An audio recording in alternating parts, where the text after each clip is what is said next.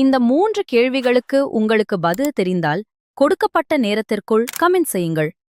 கேள்வி 1. நீரே அருந்தாத கடல்வாழ் உயிரினம் எது?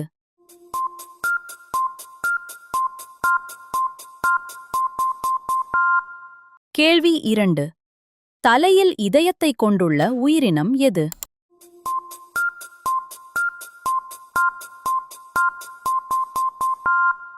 கேள்வி 3. தீயணைப்பு நிலையம் முறைப்படி ஒழுங்கமைக்கப்பட்டு நவீன தீயணைப்பு படையாக முதலில் எங்கு அறிமுகப்படுத்தப்பட்டது?